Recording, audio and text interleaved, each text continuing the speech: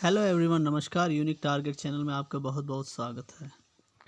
साथियों, आज हम यूनिक टारगेट के अंतर्गत उत्तराखंड की समूह परीक्षा में पूछे गए विभिन्न महत्वपूर्ण प्रश्नोत्तर का अभ्यास करेंगे। तो यदि आप उत्तराखंड के किसी भी एग्ज़ाम और स्पेशली अगर समूह की तैयारी कर रहे हैं तो ये वीडियो आपके लिए बहुत ही फ़ायदेमंद है। आज हम जानेंगे कुछ ऐसे अति महत्वपूर्ण प्रश्न जो विभिन्न परीक्षाओं में पूछे गए थे और आगामी वर्षों में पूछे जाने की इनकी प्रबल संभावनाएं हैं। दूसरी बात मैं ये कहना चाहूँगा कि जानकारी के दृष्टिकोण से अगर हम किसी भी एग्ज़ाम में सम्मिलित हो रहे हैं तो हमें जानकारी के दृष्टिकोण से ऐसे प्रश्नों को आना, इनकी जानकारी होना बहुत आवश्यक है।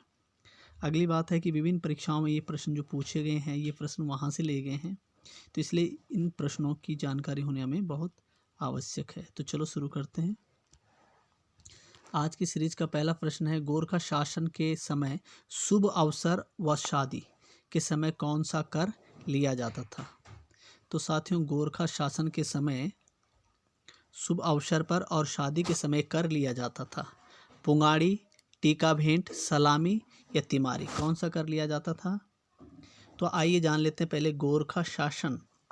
गोरखाओं ने जो शासन किया था, कुमाऊं पर इन्होंने कब्जा किया था सबसे पहले 1790 ईस्वी में। शायद आपको ये पता होगा, 1790 ईस्वी में। और उसके बाद गढ़वाल पर 1804 ईस्वी में इन्होंने अधिकार अपने अधीन कर लिया था। तो ये चीज़ें हम पहले जान लेते हैं। दूसरी बात, अब हम प्रश्न पे आते हैं कि शुभ अवसर और शादी के समय जो कर लिया जाता था उसका नाम था टीका भेंट। टीका भेंट क्यों लिया जाता था? सैन्य प्लस असैन्य प्रबंधन के लिए।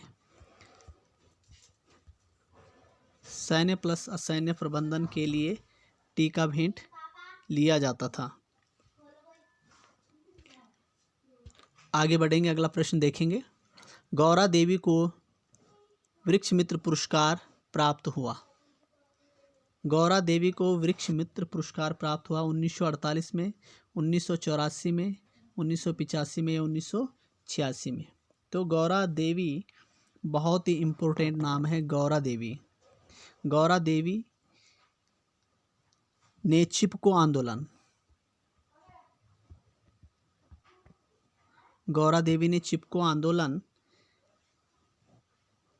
का नेतृत्व किया था और उसका नेतृत्व किया था 1973 में। चिपको आंदोलन शुरू हो गया था, चिपको आंदोलन।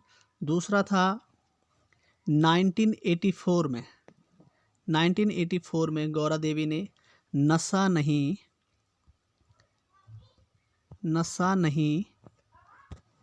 रोजगार दो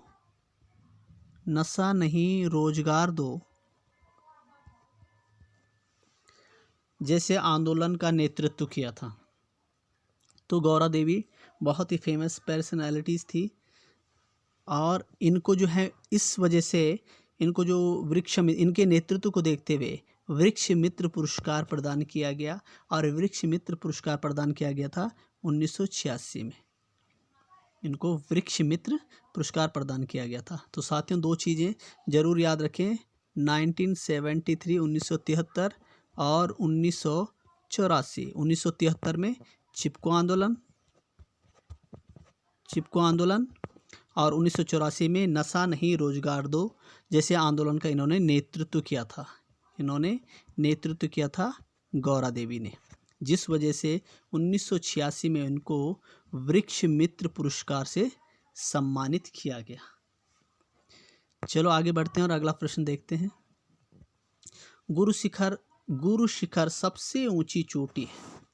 गुरु शिखर सबसे ऊंची चोटी है कहाँ की? अरावली पर्वत की, सतपुड़ा पर्वत की, विंध्याचल पर्वत की या उपरोक्त में से कोई नहीं। तो साथियों, इसका जो राइट आंसर है वो है अरावली पर्वत की सबसे ऊंची चोटी। हाईएस्ट पॉइंट जो है वो है गुरु शिखर। और गुरु शिखर जो नामकरण हुआ, गुरु शिखर का जो नाम पड़ा वो पड़ा है गुरु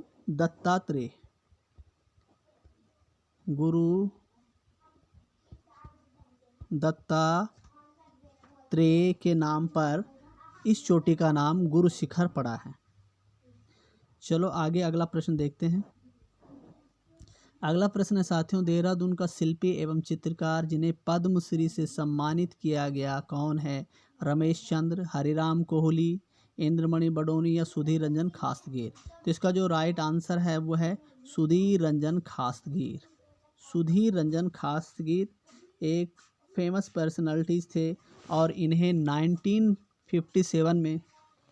1957 में पद्मश्री 1957 में पद्मश्री पुरस्कार से नवाजा गया, पद्मश्री पुरस्कार से सम्मानित किया गया। सुधीर रंजन एक शिक्षक थे। सुधीर रंजन जी एक शिक्षक थे जो दून विद्यालय में एक शिक्षक थे। दून विद्यालय में एक शिक्षक थे और ये किस चीज़ के शिक्षक थे?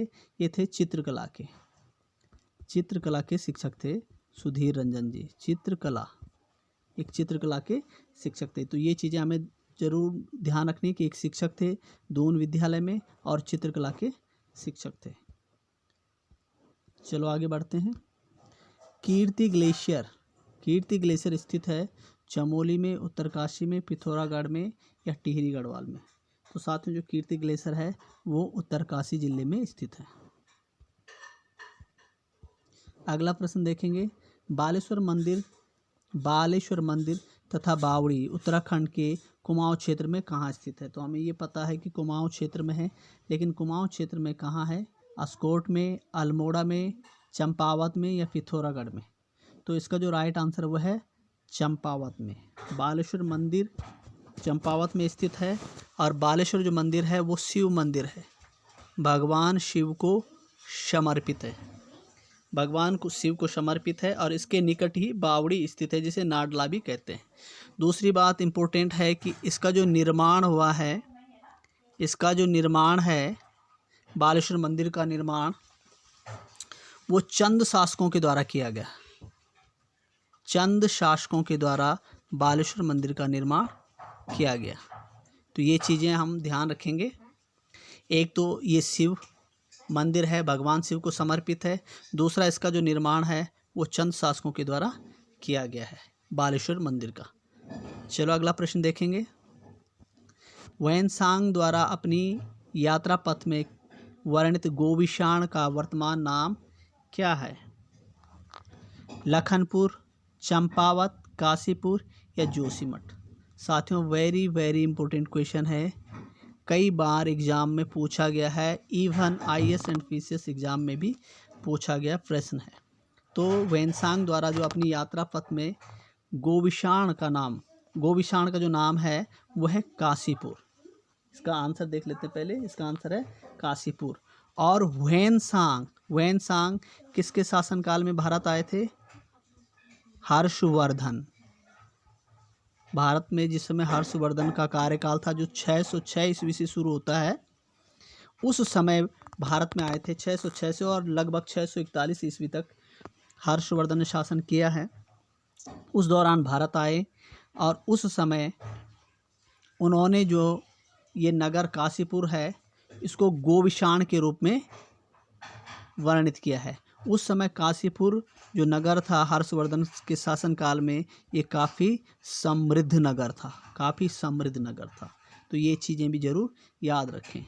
आगे बढ़ेंगे और अगला सवाल देखेंगे हम। कुमाऊं पर गोरखा आक्रमण के समय नेपाल नरेश थे। जब कुमाऊं पर 1790 ईस्वी में गोरखाओं ने आक्रमण कर इसे अपने अधिकार में कर लिया था, तो उस समय नेपाल के नरेश कौन थे?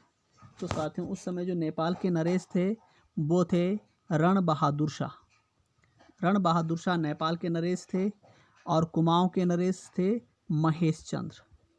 महेश चंद्र कुमाऊं के नरेश थे। अमर थापा सेनानायक थे। अमर थापा सेनानायक थे। तो ये चीज़ें हम जरूर याद रखेंगे। अगला प्रश्न देखेंगे और आगे बढ़ेंगे। अ लिंग्विस्टिक स्टडी ऑफ जौनसारी रचना है लीलाधर जगोड़ी की, राजेंद्र दशमाना की, शिवानंद नौटियाल की या उमादत्त शर्मा सतीश की। तो साथियों इसका जो राइट आंसर है उमा दत्त शर्मा सतीश की। ये एक रचना है लिंग्विस्टिक स्टडी ऑफ जौनसारी, नाम से ही पता चल रहा है जौनसारी। इसमें जौनसार की भाषा, सामाजिक, सामाजिक और सांस्कृतिक मूल्य विचारों के बारे में वर्णन किया गया है। तो इसे ज़रूर याद रखेंगे। A linguistic study of Jaunsari Uma Datt Sharma Satish की रचना है। आगे बढ़ेंगे और अगला प्रश्न देखेंगे। निम्न में से शैलेश मटियानी की रचना नहीं है। कौन सी नहीं है? सर्पगंधा, 52 नदियों का संगम, आकाश कितना उन्नत है, एक सड़क 57 गलियां। तो हम ये देख रहे हैं शैलेश मटियानी के बारे में हम जान लेते हैं। पहले शैलेश मटियानी जी बहुत ही प्रसिद्ध कवि, रचनाकार, कवि के साथ रचनाकार, निबंधकार। इन्होंने कई रचनाएं और कई निबंध भी लिखे हैं। तो शैलेश मटियानी जी, और शैलेश मटियानी जी अल्मोड़ा से हैं। शैलेश मटियानी जी अल्मोड़ा से हैं। चीज़ें जान लेते हैं हम कुछ चीज़ें। अब आते हैं कि इनकी जो रचनाएं हैं साथियों, हम यहाँ पर देख रहे हैं सर्पगंधा इनकी ही रचना है, 52 नदियों का संगम इनकी ही रचना है, आकाश कितना अनंत है, ये तीनों ही इनकी रचनाएं हैं शैलेश मटियानी जी की। एक सड़क 57 गलियाँ, एक सड़क 57 गलियाँ जो रचना है यह है कमलेश्वर की। यह है कमलेश्वर की रचना। ये रचना शैलेश मटियानी जी की नहीं है। तो ये चीज़ें थी जो हमने जानी है। तो साथियों बहुत बहुत धन्यवाद वीडियो को देखने के लिए। अगर अच्छी लगी तो इसे लाइक, कमेंट, शेयर करना ना भूलें। और अगर आपको इसका PDF भी चाहिए, अगर आप इन प्रश्नों का PDF चाहते हैं अपनी प्रैक्टिस के लिए, क्योंकि अगर आप चाहते हैं कि आपकी प्रैक्टिस अच्छी हो, उसके लिए आप PDF डाउनलोड करना चाहते हैं तो डिस्क्रिप्शन बॉक्स में जा कर के आप easily you can download it. Easily आप इसे डाउनलोड कर पाएंगे और प्रैक्टिस करते रहें ताकि आपकी एग्ज़ाम की तैयारी बहुत बेहतर और बेहतरीन हो सके। तो thanks for watching, see you again very soon, till then good bye.